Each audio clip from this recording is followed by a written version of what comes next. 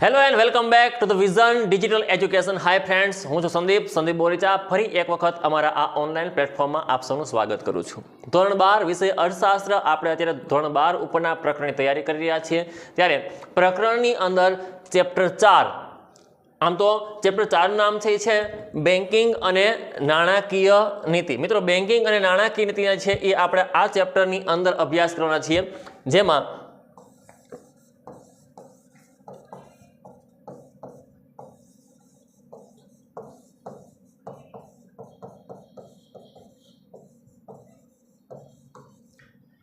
RBI દ્વારા ઘડવામાં આવતી નાણાકીય નીતિઓ કે નાણાકીય પોલિસી એટલે કે ફાઇનાન્શિયલી પોલિસી, જેમાં વ્યાજના દર વધારવા માટેનું હોય, શાખ નિયમનનું કામગીરી હોય અથવા કોઈ ગુણાત્મક સાધનો હોય, એની ચર્ચા કરવી છે.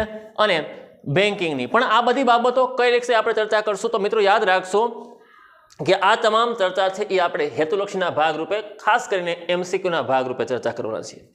જ્યારે એક ગુણના પ્રશ્નની અંદર આવતા પ્રશ્નો હોય ત્યારે આપણે આ પ્રકારના પ્રશ્નોને સરળતાથી છે એ સમજી શકીએ.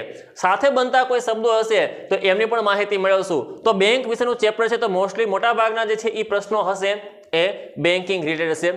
પ્રશ્ન પહેલો છે, ધિરાણ કરવાના હેતુથી બચતોને એકત્રિત કરતી સંસ્થા એટલે ખાલી જગ્યા. તો સ્વાભાવિક છે કે આપણને સીધો ખ્યાલ આવે કે ATM, United Nations, life insurance corporation અને બેંક.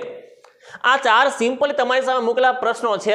તો ધિરાણ એટલે કે લોન, ધિરાણ આપવાનું કાર્ય કરતી સંસ્થા કઈ હોઈ શકે? સ્વાભાવિક છે કે એ છે જવાબ આવી શકે બેંક.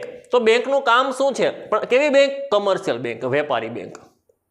વેપારી બેંકની મુખ્ય કામગીરી એ છે કે પ્રજાની થાપણને સ્વીકારવી, બદલામાં પ્રજાને વ્યાજ ચૂકવવું, મતલબ કે થાપણદારને વ્યાજ ચૂકવવું, આવેલી થાપણમાંથી ધિરાણની પ્રવૃત્તિને આરંભવી અને ધિરાણમાંથી ઊંચું વ્યાજ વસૂલવું. આવું કામ કરતી સંસ્થા એટલે બેંક. આધુનિક યુગમાં આપણા નાણાકીય વ્યવહારોને મધ્યસ્થ તરીકે કામ કરતી સંસ્થા કઈ છે? તો યાદ રાખજો મિત્રો, આધુનિક યુગની અંદર નાણાં જગતની અંદર એક મધ્યસ્થ બેંક. છેલ્લા લેક્ચરમાં તમે અભ્યાસ કરી ગયા હશો કે જેમાં ફુગાવાના અને નાણાંની આપણે વાત કરી, તો એમાં નાણાંની અંદર આવતી જે મર્યાદાઓ હતી એ મર્યાદાઓને કારણે બેંકની જરૂર ઊભી થઈ અને સાટા પ્રથામાંથી વસ્તુ વિનિમય હોય, મૂલ્ય માપદંડ હોય, જરૂરિયાતનો મેળ બેસાડવાની વાત હોય, આ દરેક સમસ્યાઓ હતી. એના માટે અગત્યનું લાગ્યું નાણું. પણ આ નાણું વર્તમાન સમયમાં કોઈ પણ જગ્યાએ આપણે વાપરી શકીએ છીએ. એને બહાર પાડવાનું કામ, ટૂંકમાં વિસ્તરણ અને સંકોચન, નાણાંનો પુરવઠો ઠાલવવો અને નાણાંનો પુરવઠો પાછો ખેંચવું, આવી કામ કરતી સંસ્થા કોણ છે? કે મધ્યસ્થ કોણ બને છે? તો યાદ રાખજો, બેંક, સરકાર, સાહુકાર કે સામંત. તો યાદ રાખજો મિત્રો, બેંક છે એ આપણા મધ્યસ્થમાં રહે છે. મતલબ કે આપણા આર્થિક વ્યવહારોને, નાણાકીય વ્યવહારોને સરળ બનાવવાનું કામ બેંક દ્વારા કરવામાં આવે છે. બેંક શબ્દ કયા દેશના શબ્દો પરથી ઉતરી આવ્યો છે? આ પ્રશ્ન ધારો કે આપણી સામે આઈએમપી કહી શકાય. બેંક શબ્દ ઇટાલી અને ફ્રાન્સ, ઇંગ્લેન્ડ અને France, UK, United Kingdom, United states of America અને ઇન્ડિયા એટલે કે ભારત, કયા બે દેશના મૂળ શબ્દોમાંથી બેંક શબ્દ બન્યો છે? એવું પ્રશ્ન પૂછવામાં આવ્યો હોય તમારી સામે. તો આપણી સામે આ પ્રકારના પ્રશ્નો સરખા લાગે છે. તમે જોઈ શકો છો અહીંયા બે જગ્યાએ ફ્રાન્સ લખ્યું છે. હવે ઇટાલી અને ઇંગ્લેન્ડ, આવા પ્રશ્નો હોય ત્યારે સમજવું પડે તો વળી પાછો શબ્દ ઇંગ્લેન્ડ અને યુનાઇટેડ કિંગડમ અહીંયા ભેગો થાય છે. આવા પ્રકારના પ્રશ્નો આપણને કન્ફ્યુઝ કરી શકે. તો ધોરણ 12ના અર્થશાસ્ત્રમાં પ્રકરણ 4ની અંદર એવું કીધું છે કે ફ્રાન્સ અને ઇટાલી, મતલબ ઇટાલી અને ફ્રાન્સના શબ્દમાંથી, ઇટાલીમાં બેંકા અને ફ્રાન્સમાં ઇટાલી અને ફ્રાન્સમાં બેંકા અને બેંક્યુ, આ બે શબ્દો ઉપરથી ઉતરી આવેલો શબ્દ એ બેંક છે. એટલે એના માટે શબ્દ હતા બેંકા અને બેંક્યુ. આ ઇટાલી અને ફ્રાન્સના શબ્દો ઉપરથી આ શબ્દ બન્યો હોવાનું માનવામાં આવે છે. એટલે મિત્રો યાદ રાખજો, ઇટાલી અને ફ્રાન્સમાં બેંકા અને બેંક્યુ. ખાલી જગ્યાની સબસિડી બેંકમાં જમા થાય, આમાંથી કઈ સબસિડી? મોટાભાગે સિમ્પલ પ્રશ્ન છે. અર્થશાસ્ત્રમાં કે આર્થિક વ્યવહારમાં આપણે અભ્યાસો કરતા હોય ત્યારે આ જવાબ આપણને આવડી જવો જોઈએ કે સરકાર દ્વારા જે આપણા ખાતામાં રકમ જમા કરવામાં આવે, ડાયરેક્ટ સીધી લોકોના ખાતામાં જમા કરવામાં આવે, તો એ કાર લોન હોય, હોમ લોન હોય કે એલઆઈસીની કોઈ છે બાબતોને લગતી છે નાણાકીય બાબતો હોય કે રાંધણ ગેસની સબસિડી હોય. તો સિમ્પલ છે, યાદ રાખજો મિત્રો, રાંધણ ગેસની સબસિડી ડાયરેક્ટ આજે લોકોના ખાતામાં જમા કરવામાં આવે છે. આવા સરળ પ્રશ્નો પણ ચોથા પાઠમાંથી હોઈ શકે છે. સંસ્કૃતમાં બેંકને મળતો શબ્દ કયો છે? સંસ્કૃતની અંદર જે છે બેંક માટે તો બ્રાન્ડ ન હોઈ શકે, કારણ કે બ્રાન્ડ એટલે કે છાપ, અને આ ઇંગ્લિશ વર્ડ છે. તો અહીંયા આપણે સીધું કાઢી નાખશું. ભાંડ છે, કંદ છે કે દંડ છે? તો બેંક એટલે જથ્થો કે સમૂહ. અંગ્રેજીમાં બેંકનો અર્થ થાય જથ્થો કે સમૂહ, પણ સંસ્કૃતમાં આને મળતો શબ્દ છે એ છે ભાંડ છે. એ ભાંડ શબ્દ ઉપરથી બનેલો શબ્દ એટલે કે ભંડોળ. તો મિત્રો યાદ રાખજો, સંસ્કૃતની અંદર બેંકને મળતો શબ્દ કયો છે? તો બેંકને મળતો શબ્દ ભાંડ, અને એના ઉપરથી આપણે ઘણી વખત પ્રશ્નો જે વાપરીએ છીએ એ છે નાણાકીય ભંડોળ. તો ભાંડ ઉપરથી શબ્દ બન્યો છે ભંડોળ, એવું ચોક્કસપણે આપણે કહી શકીએ. તો આ સંસ્કૃતમાં બેંકને મળતો શબ્દ છે એ છે ભાંડ છે. વિશ્વની સૌપ્રથમ બેંક કયા દેશમાં શરૂ થઈ હતી? આ યાદ રાખજો, ફ્રાન્સ, ઇટાલી, ઇંગ્લેન્ડ અને સ્પેન. હવે ઘણી વખત જે છે એ બેંકા અને બેંક્યુની વાત આવી એટલે મનમાં જે છે એ આપણે ઇટાલી અને ફ્રાન્સ ઘૂમતું હોય. તો ફ્રાન્સ અને ઇટાલીમાં છે આના માટે શબ્દ જે વાપરતા બેંકા અને બેંક્યુ એવું સમજી અને કાં તો ઉમેદવાર કે વિદ્યાર્થી ફ્રાન્સને ટીક કરી નાખે અને કાં ઇટાલીને ટીક કરી નાખે. વાસ્તવની અંદર આ બંને ખોટું બને છે. વિશ્વની પહેલી વહેલી બેંક છે એ સ્પેનની અંદર શરૂ થઈ, સ્પેનમાં. મિત્રો યાદ રાખજો, વિશ્વની પહેલી વહેલી બેંક કયા દેશમાં શરૂ થઈ હતી? તો યાદ રાખજો, સ્પેનની અંદર. આના કરતા બીજા પ્રશ્ન પણ બે બની શકે, જેમ કે વિશ્વની સૌપ્રથમ બેંક કઈ સાલમાં શરૂ થઈ? તો વિશ્વની પહેલી વહેલી બેંક હતી એ હતી સ્પેન, અથવા તો સ્પેનની અંદર સ્ટાર્ટ થઈ હતી. હવે સાલવારી આપણી સામે મૂકવામાં આવે તો 1947, 1401, 1104 કે 1440. તો મિત્રો યાદ રાખજો, વિશ્વની પહેલી વહેલી બેંક છે એ શરૂ થઈ છે 1401 ની અંદર.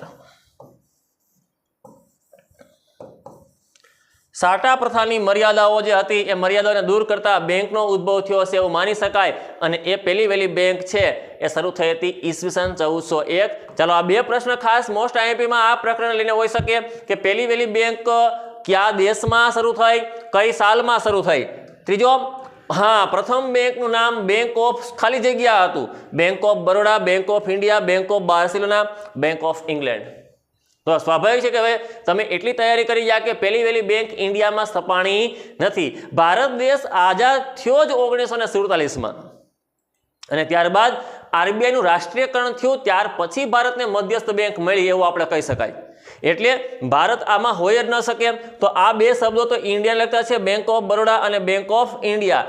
આ શબ્દને આપણે ભૂલી જવા જોઈએ. ત્યારે આ પ્રકારના શબ્દનો આપણે ડાયરેક્ટ ખાલી જગ્યામાં બંધ બેસતું કરી અને વાપરી નાખવાના નથી. ઘણી વખત ભૂલ થઈ જાય કે bank of India, state bank of ઇન્ડિયાને આપણે સમજતા હોય ને ઇન્ડિયા કહી દઈએ. બેંક ઓફ બરોડા આ છે હાલમાં બેંક, પણ વર્તમાન સમયની કહી શકાય, એ આધુનિક છે, એ પ્રાચીન નથી. તો પ્રશ્ન શું છે? પ્રથમ બેંકનું નામ, વિશ્વમાં સ્થપાયેલી પ્રથમ બેંકનું નામ. તો અહીંયા સાલવારી યાદ રહી ગઈ હતી, દેશ યાદ રહી ગયો, અને હવે નામ પણ યાદ રાખવું પડશે. 1401 સ્પેન અને બેંક ઓફ બાર્સિલોના.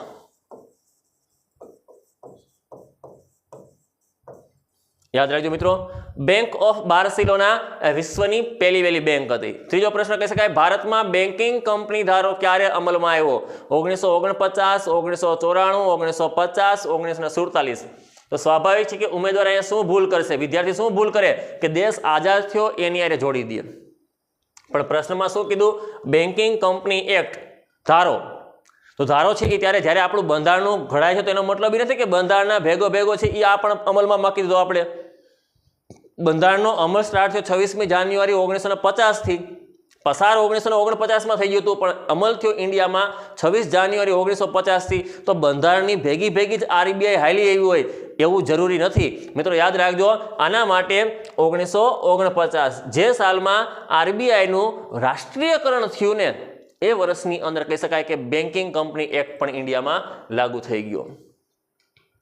બેંક એ નફા માટે કામ કરતું ખાલી જગ્યા એકમ છે. સેવાભાવી, સામાજિક, રાજકીય, ધંધાકીય. કેવી બેંક? તો મિત્રો યાદ રાખજો, વેપારી બેંક. વેપારી બેંક એ શું છે? વેપારી બેંક નફા માટે કામ કરતું ખાલી જગ્યા એકમ છે. નફા માટે કામ કરતું ખાલી જગ્યા એકમ એટલે સેવાભાવી, સામાજિક, રાજકીય કે ધંધાકીય? તો મિત્રો યાદ રાખજો, વેપારી બેંક છે એ ધંધાદારી એકમ છે. નફા માટે કામ કરતી સંસ્થા છે અને ધંધાકીય એકમ છે. વેપારી બેંકને જે છે ધંધાકીય એકમ અને કોમર્શિયલ બેંક એટલા માટે કહેવામાં આવી કે પ્રજાની થાપણ સ્વીકારે છે એની ઉપર જે વ્યાજ ચૂકવવામાં આવે એમના કરતાં ધિરાણ ઉપર વ્યાજને વધુ વસૂલે છે. આથી ધિરાણો ઉપર વધુ વ્યાજ વસૂલી અને પ્રજાની થાપણો ઉપર વ્યાજ ઓછું ચૂકવી અને ધંધાનું કામ કરતી સંસ્થા, નફા માટેનું કામ કરતી સંસ્થા, એવી સંસ્થા એટલે બેંક. પણ કેવી બેંક?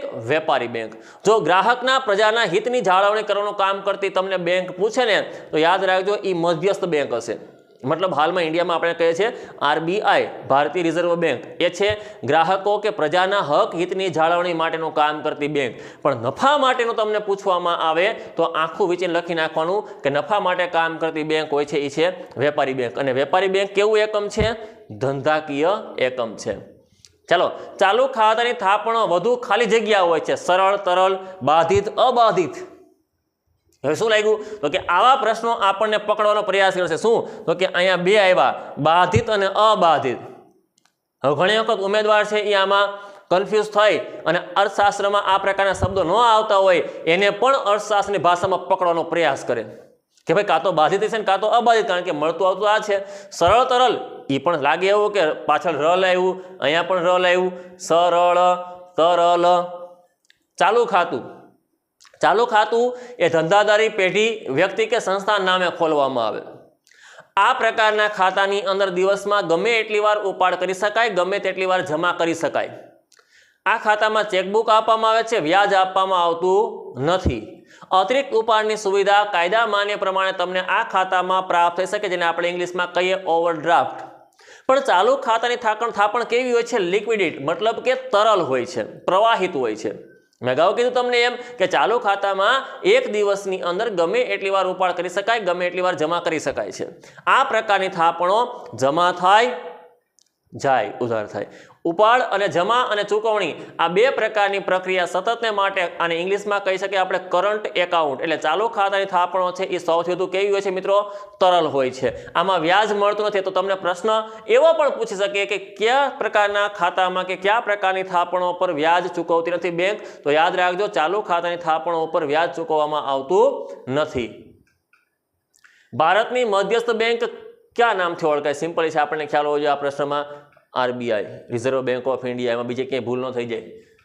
ચલણી સિક્કા કોણ બહાર પાડે છે? હા, આ પ્રશ્ન આપણી સામે હોઈ શકે ચલણી સિક્કાઓનો છે. પણ ચલણી સિક્કામાં યાદ રાખજો મિત્રો, આગળ પણ આ પ્રશ્ન આ વખત આવશે આપણી સામે. ભારતમાં નાનું ચલણ એટલે કે 1 રૂપિયાનું ચલણ. તો મોટાભાગના સિક્કાઓ છે 10ના સિક્કા, 5નો સિક્કો, રૂપિયા અને 2 રૂપિયાના સિક્કા, આટલા સિક્કા છે આપણી પાસે વર્તમાન સમયમાં. અને આધુનિક સમયમાં ધીમે ધીમે સિક્કાઓ આવી રહ્યા છે.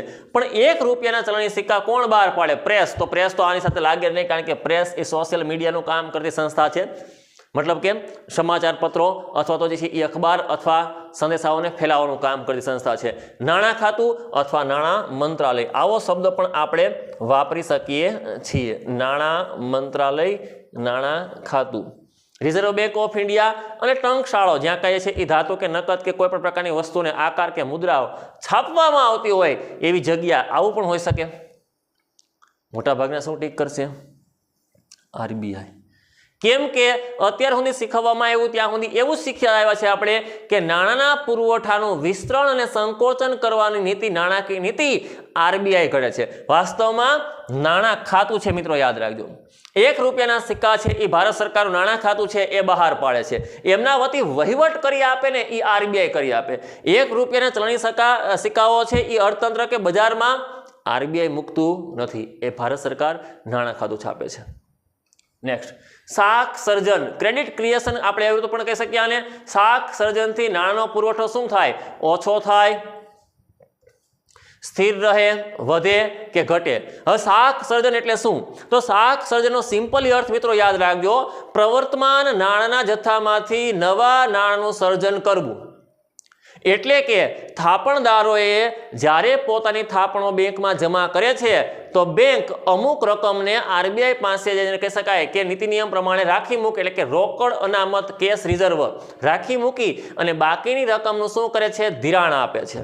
આવું ધિરાણની પ્રવૃત્તિ એટલે શાખ સર્જનની પ્રવૃત્તિ. પ્રારંભિક થાપણોમાંથી, પ્રારંભિક થાપણ એટલે કેવી? તો કે જે થાપણદાર બેંકમાં થાપણ જમા કરી ગયો છે એ થાપણમાંથી બીજી વ્યક્તિને ધિરાણ આપવામાં આવે. ધિરાણ આપવામાં આવે ત્યારે બેંક છે એ ધિરાણને શેના સ્વરૂપમાં આપે છે? તો કે ચેકના સ્વરૂપમાં. હવે જેને ચેક આપવામાં આવે છે એ વ્યક્તિએ કાં તો એ બેંકમાં ખાતું ખોલાવવું પડે અથવા તો એની કોઈ શાખાની અંદર એ ચેક જમા કરાવવો પડે. જ્યારે ચેક જમા થાય છે તો જમા નોંધ થવાને કારણે મતલબ કે એટલી થાપણો પાછી જમા થાય છે. જમા થયેલી થાપણોમાંથી રાખી મૂકીને મતલબ કે રોકડ અનામતને બાદ કરીને વળી પાછી ધિરાણની પ્રવૃત્તિ આરંભે છે. એટલે ઉત્પન્નમાંથી ઉત્પન્ન, વ્યુત્પન્ન ત્રીજી વ્યક્તિને ધિરાણ મળે આવી પ્રક્રિયાને કહેવાય શાખ સર્જનની પ્રવૃત્તિ કે શાખ સર્જનની પ્રક્રિયા. હવે શાખ સર્જન એટલે શું? તો સિમ્પલી યાદ રાખજો કે લોન લેવા જાય આપણે એ શાખ સર્જનની પ્રક્રિયાનો એક ભાગ છે. મતલબ કે બેંક ધિરાણની પ્રવૃત્તિ કરે એને કહેવાય શાખ સર્જનની પ્રવૃત્તિ.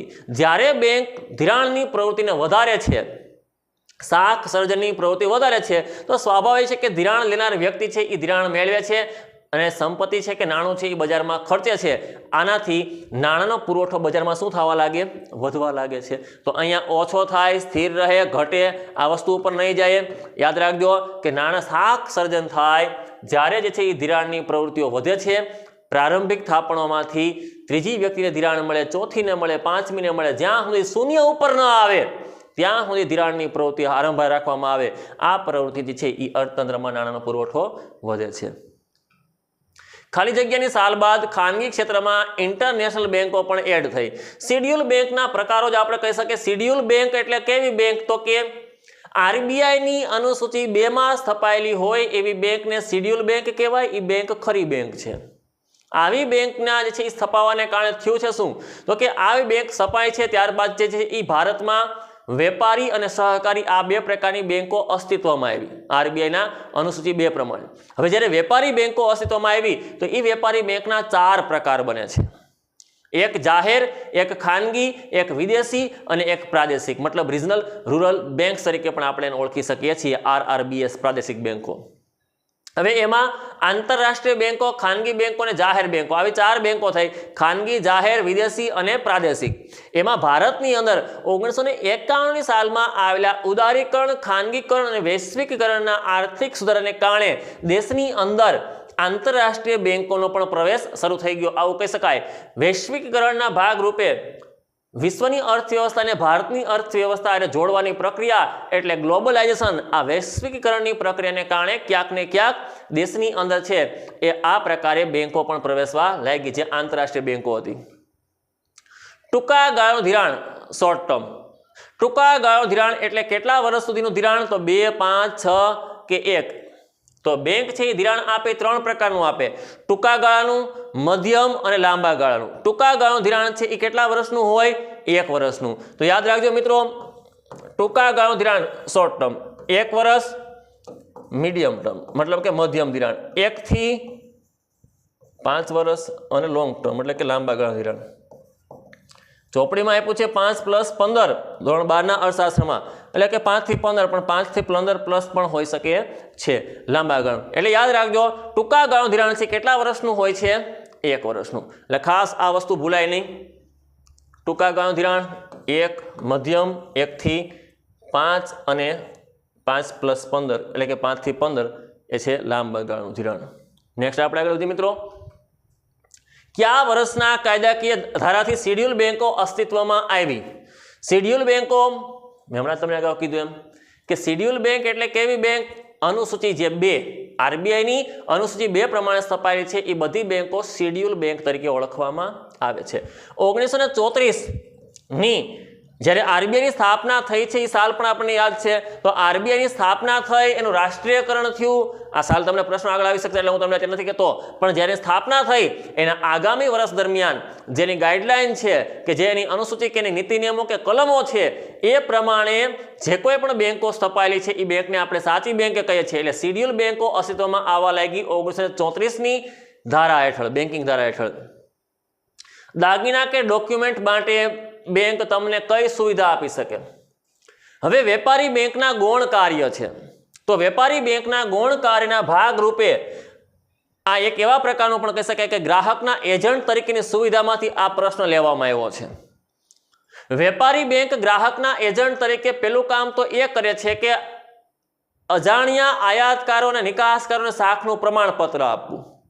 બીજું, બેંકના કરવેરાના ચલણ ભરી આપવામાં મદદરૂપ થવું. અને ત્રીજું કામ કરે છે એ છે તમને દાગીના કે અમુક પ્રકારની વસ્તુઓ, ડોક્યુમેન્ટ જે ભૌતિક સ્વરૂપમાં છે એને સાચવવા માટે તમને શેની સુવિધા આપી? તો કે લોકર, વ્યાજ, ઊંચું વ્યાજ કે વેચાણ. સિમ્પલ છે, આ ત્રણેય શબ્દોને આપણે ભૂલી જશું. લોકરની સુવિધા આપે છે. માઇક્રો ફાઇનાન્સની સુવિધા પણ બેંક આપી શકે. એ ગ્રાહકના એજન્ટ તરીકે જેને કહી શકાય એ કામ છે. એ દાગીના કે ડોક્યુમેન્ટ કે કોઈ વસ્તુ સાચવવા માટે આપણે ડિપોઝિટ ભરી અને લોકરની સુવિધા પણ મેળવી શકીએ છીએ. આરબીઆઈ, હમણાં આપણે પ્રશ્ન હતો કે કઈ કંપની કઈ સાલની ધારાથી જે છે કહી શકાય કે દેશમાં શેડ્યુલ બેંકો અસ્તિત્વમાં આવી? તો અહીંયા પ્રશ્ન આપણી સામે આવે છે, આરબીઆઈની સ્થાપના ક્યારે થઈ? આરબીઆઈની સ્થાપના જે થઈ છે એ છે 1 એપ્રિલ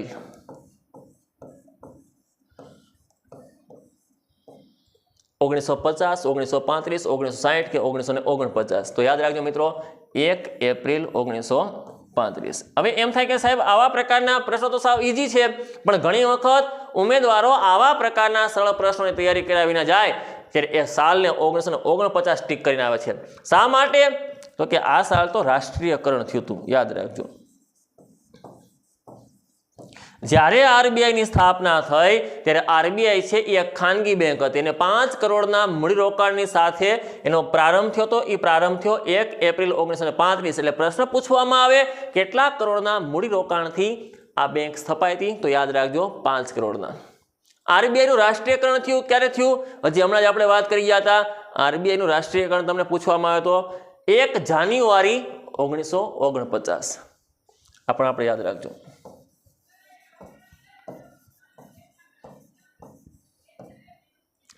1 જાન્યુઆરી 1949 ની અંદર આરબીઆઈનું શું થયું?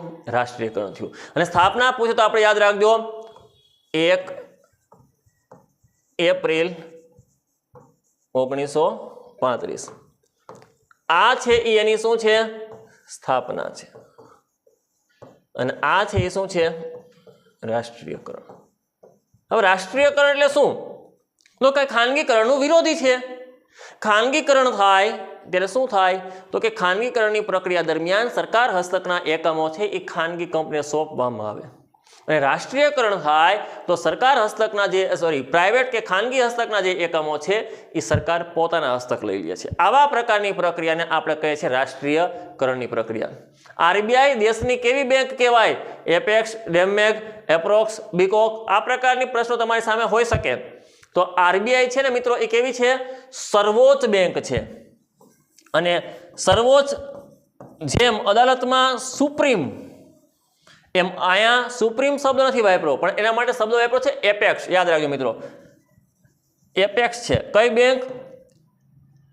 આરબીઆઈ. અહીંયા સર્વોચ્ચ અદાલત, જેમ અદાલતોમાં સૌથી મોટી અદાલત એટલે કે સર્વોચ્ચ અદાલત, તો અહીંયા સૌથી મોટા મોટી બેંક એટલે આરબીઆઈ. અને આરબીઆઈ માટે શબ્દ વાપર્યો છે એપેક્સ એટલે કે સર્વોચ્ચ બેંક. ભારતમાં વિદેશી હુંડિયામણની સાચવણી કોણ કરે છે? વિદેશી હુંડિયામણ ભારતની અંદર ભારતના ચલણનું મૂલ્ય વિદેશના માર્કેટની અંદર એટલે વિદેશના બજારની અંદર મૂલ્ય નક્કી કરવાનું કામ કરતી સંસ્થા કઈ? તો સિમ્પલી આ બધી વસ્તુમાં આપણે યાદ રાખી લો છે કે ભારતમાં વિદેશી હુંડિયામણની સાચવણી કે જાળવણીનું કાર્ય કરે છે એ આરબીઆઈ કરે. આરબીઆઈના ગુણાત્મક કાર્યોની અંદરથી આ પ્રકારનો પ્રશ્ન હોઈ શકે.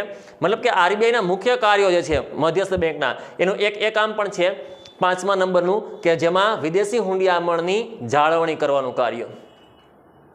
બેંક રેટ નીચો રાખવાની નીતિને કેવી નીતિ કહી શકાય? તો કે ખાલી જગ્યા નાણાં નીતિ કહેવામાં આવે. એટલે બેંક રેટ એટલે શું? તો કે બેંક રેટ, આમ તો બેંક રેટ, રેપો રેટ, આ બે શબ્દો એક સમાન લાગતા શબ્દો છે, પણ તફાવત એમાં એટલો છે કે રેપો રેટ છે એ ટૂંકા ગાળા માટે છે. મતલબ કે રેપો રેટ છે ને એ 1 દિવસ, 7 દિવસ અને 15 દિવસ માટેનું ધિરાણ કહી શકાય. ટૂંકા ગાળાનું ધિરાણ છે.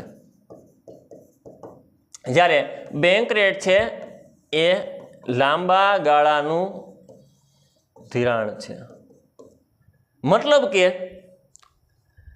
જ્યારે વેપારી બેંક આરબીઆઈ પાસે ધિરાણ લેવા જાય છે, એ ધિરાણ ઉપર વસૂલવામાં આવતો વ્યાજનો દર આને કહેવાય બેંક રેટ. હવે જોજો શું થશે આમાં, તો કે જ્યારે વેપારી બેંક આરબીઆઈ પાસે જે દરે ધિરાણ મેળવે છે એનાથી પ્રજાને થોડાક ઊંચા દરે ધિરાણ આપે છે. કારણ કે આરબીઆઈ વેપારી બેંકને આપે અને વેપારી બેંક પ્રજાને ધિરાણ આપે છે.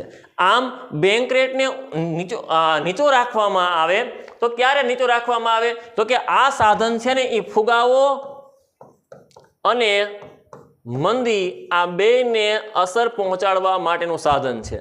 ફુગાવો અને મંદી. જ્યારે ફુગાવો હોય ત્યારે બેંક રેટ ઊંચો રાખવામાં આવે. બેંક રેટ ઊંચો રહેવાથી ધિરાણ એટલે કે વ્યાજના દરો વધે છે. ધિરાણ મોંઘું લાગવાથી પ્રજા છે એ ધિરાણ લેવાનું ટાળે છે. આથી અર્થતંત્રમાં નાણું આવતું નથી અને ફુગાવા ઉપર અંકુશ આવે છે. જ્યારે દેશની અંદર મંદી જેવું વાતાવરણ હોય, મંદી જેવી સમસ્યા પ્રવર્તી હોય, ત્યારે આ સમય દરમિયાન નાણાંનો પુરવઠો ઘટતો હોય બજારમાં, તો બેંક રેટ ડાઉન કરવામાં આવે, મતલબ ઘટાડવામાં આવે, નીચો રાખવામાં આવે. તો આની સામે ધિરાણ એટલે કે વ્યાજના દર ઘટવાથી, લોન સસ્તી બનવાથી લોકો લોન લેવા માટે આકર્ષાય છે. આ સમય દરમિયાન લોકો લોન લેવાનું ચાલુ કરશે, ધિરાણ લેવાનું ચાલુ કરશે. આનાથી બજારમાં નાણાંનો પુરવઠો શું થશે? વધશે. તો યાદ રાખજો, આને કહેવાય સસ્તા નાણાંની નીતિ કહેવામાં આવે. જ્યારે બેંક રેટ ડાઉન કરવામાં આવે ત્યારે ધિરાણ ટોચ મર્યાદા કોણ નક્કી કરે? કોઈ એક એકમ, પેઢી, વ્યક્તિ કે સંસ્થાને કેટલા સુધી ધિરાણ આપી શકાય, લોન આપી શકાય, આ ધિરાણની ટોચ મર્યાદા છે. આ ધિરાણની ટોચ મર્યાદા નક્કી કોણ કરે છે મિત્રો? યાદ રાખજો, આરબીઆઈ. ત્યારબાદ અલગ અલગ વ્યાજના દર, અલગ અલગ વ્યાજના દરની નીતિ કઈ રીતે કહી શકાય? તો કે ઘણી વખત છે એ આરબીઆઈ છે કોઈ ઉદ્યોગો અથવા કોઈ સુખ સંપન્ન કે ભૌતિક સુવિધાઓમાં આવતી એવી મોંઘી કે મોજશોખની વસ્તુઓ હોય એની ઉપર આરબીઆઈ છે એ ઊંચા વ્યાજના દર નાખે છે. ખેતી, ગૃહ ઉદ્યોગ, નાના ઉદ્યોગ કે માઇક્રો ફાઇનાન્સ આની ઉપર વ્યાજના દર ઓછા રાખે છે. હવે આ તો એક પ્રકારનો ભેદભાવ થયો, પણ આ પ્રકારના ભેદભાવયુક્ત વ્યાજના દરને યાદ રાખજો મિત્રો, ભેદ પારખું વ્યાજના દર કહે છે. એટલે આમાં પારખવામાં આવે છે કે કયા પ્રકારનું જે શરૂ થાય છે એ દેશ માટે ફુગાવા માટે, સર્જન કરવા માટે પણ જવાબદાર હોઈ શકે, કે દેશમાં મૂડી રોકાણ કે મૂડી સર્જન માટે જવાબદાર છે, દેશના આર્થિક વિકાસ માટે ઉપયોગી છે, અસંગઠિત ક્ષેત્રને લાગુ પડતું ધિરાણ છે. આવું આરબીઆઈ ખુદ નક્કી કરે છે. એટલે આને કહેવાય ભેદભાવયુક્ત કે ભેદ પારખું વ્યાજના દર. આ આરબીઆઈનું ગુણાત્મક સાધન છે અને આ ગુણાત્મક ચોથા નંબરનું સાધન છે. આરબીઆઈના 4 ગુણાત્મક સાધનો છે નક્કી કરેલા પ્રમાણે. એક છે સલામતી. સલામતી એટલે કે જ્યારે કોઈ બેંક ધિરાણ આપે એ ધિરાણ પાછું આવે એ જોવાનું કામ વેપારી બેંકનું છે. એના માટે એ સલામતી એટલે કે ગીરવે મુકાવાનું રાખે છે. બીજું આવે માર્જિન, ગીરવે મૂકેલી રકમનું કે ગીરવે મૂકેલી વસ્તુની વેલ્યુનું કે રકમનું પૂરેપૂરું ધિરાણ મળે નહીં. અને ત્રીજું આવે ધિરાણ ટોચ મર્યાદા, મતલબ કે ધિરાણની ટોચ મર્યાદા કોઈ એક એકમ, વ્યક્તિ, પેઢી કે સંસ્થાને ક્યાં સુધી ધિરાણ આપી શકાય એ પણ આરબીઆઈ નક્કી કરે. અને ખેતી, ગૃહ ઉદ્યોગો કે નાના કે ટચુકડા ઉદ્યોગો હોય એની ઉપર વ્યાજના દર ઓછા. મોટા ઉદ્યોગ, ભારે ઉદ્યોગો અને કહી શકાય કે એવા મોજ શોખને લગતી વસ્તુઓ હોય એની ઉપર આરબીઆઈ ઊંચા દરે વ્યાજના દર નાખે છે. આને કહી શકાય ધિરાણ ઉપર ભેદ પારખું વ્યાજના દર. આર્થિક સ્થિરતા, સ્ટેબિલાઇઝેશન, આને કહેવાય એક પ્રકારની સ્ટેબિલાઇઝેશન પોલિસી. સ્થિરતા માટેની, ઇકોનોમિકલી જેને કહી શકાય આર્થિક સ્થિરતા એટલે શું? તો કે નાણાંનો પુરવઠો વધવો પણ ન જોઈએ અને ઘટવો પણ ન જોઈએ. જો અર્થતંત્રમાં નાણાંનો પુરવઠો ઘટે તો મંદી આવે અને જો અર્થતંત્રમાં નાણાંનો પુરવઠો વધે તો ફુગાવો આવે. આથી અર્થતંત્ર ઇન્સ્ટેબિલાઇઝ એટલે કે અસ્થિર ન થવું જોઈએ, સ્થિર રહેવું જોઈએ, સ્ટેબિલાઇઝ રહેવું જોઈએ. આવી સ્ટેબિલાઇઝેશનની પોલિસી ઘડવાનું કામ છે ને એ દેશમાં આરબીઆઈ કરે છે. અહીંયા રાજ્ય સરકાર, વિશ્વ અદાલત, સુપ્રીમ કોર્ટ આવા તમને સામાન્ય પ્રશ્નો આપ્યા છે કારણ કે તમને તૈયારી કરવા માટે સરળ રહે એટલા માટે. પણ એની જગ્યાએ ઘણી વખત કન્ફ્યુઝ કરતા પ્રશ્નો પણ હોઈ શકે છે. મિત્રો 1962 પછી CRR નો મતલબ થાય છે કેશ રિઝર્વ રેશિયો, રોકડ અનામતનું પ્રમાણ. અને ગુજરાતીમાં કહેવાય રોકડ અનામતનું પ્રમાણ 1962 પહેલા છે ને ચાલુ ખાતા માટે યાદ રાખજો મિત્રો, આ પ્રકારનો પ્રશ્ન પણ હોઈ શકે. ચાલુ ખાતા માટે છે એ CRR હતો 5% અને બાંધી મુદત FD ફિક્સ ડિપોઝિટ માટે હતો CRR એ હતો 2%. હવે એટલે શું? તો કે આજે કોઈ થાપણો મૂકવામાં આવે છે, એ થાપણો જ્યારે મૂકવામાં આવેલી હોય એ થાપણનું પૂરેપૂરું ધિરાણ કોઈ પણ વેપારી બેંક આપી શકતી નથી. મતલબ કે એમાંથી અમુક ટકા રકમ રાખી મૂકવી પડે. હવે આવી રાખી મૂકેલી રકમને કહેવાય રિઝર્વ, મતલબ કે કેશ રિઝર્વ, રોકડ અનામત.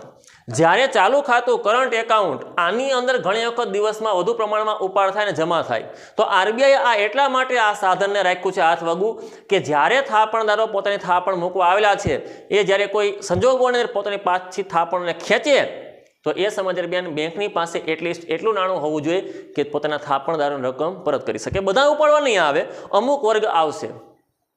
તો એના માટે ચાલુ ખાતામાં મોટાભાગે ઉપાડ જમા ઉધાર થયા રાખે એટલે વધુ રાખવામાં આવ્યું. બાંધી મુદતને લગભગ મોટાભાગે લોકો છે એમ કહી શકાય કે ડબલ 7, 8, 9 વર્ષ જે પ્રમાણે વ્યાજના દર આ પ્રમાણે ડબલ થતા હોય તો લગભગ મૂકી અને લગભગ ભૂલી જતા હોય છે. આવી સ્થિતિ દરમિયાન છે આના ઉપર છે CRR ઓછો રાખ્યો અને વધુ પ્રમાણમાં ધિરાણ અપાય. પણ 1962 સુધી આ બધું હાલતું હતું. આ હાલતું હતું ક્યાં સુધી? 1962. 1962 પછી CRR જે રાખવામાં આવ્યો એ 3 થી 15% વચ્ચે, અને કોઈ પણ હોય, ચાલુ ખાતું હોય, બચત ખાતું હોય કે બાંધી મુદતનું હોય. એટલે અહીંયા યાદ રાખજો, કરંટ એકાઉન્ટ, સેવિંગ એકાઉન્ટ અને ફિક્સ ડિપોઝિટ દરેકની માટે 3 થી 15%. 1 રૂપિયાની કાગદી નોટ, હમણાં આપણે આવી ગયું, ફરી પાછો પ્રશ્ન આવ્યો, નાણાં ખાતું બહાર પાડે છે 1 રૂપિયાની કાગદી નોટ ભારતમાં કોણ બહાર પાડે? નાણાં મંત્રાલય. ઓકે, વિઝન ડિજિટલ એજ્યુકેશનની અંદર જે છે એ અનેક પ્રકારના અમારા પ્લેટફોર્મ છે, માધ્યમ છે. તમે યાદ રાખજો મિત્રો, 90 99 33 43 93 આ નંબર ઉપર અમારો કોન્ટેક્ટ કરી શકો છો, વોટ્સએપ કોન્ટેક્ટ, જો આપને કોઈ સમસ્યા આવી રહી હોય તો. આજનો આપણે લેક્ચર સમાપ્ત કરીએ છીએ. ધન્યવાદ.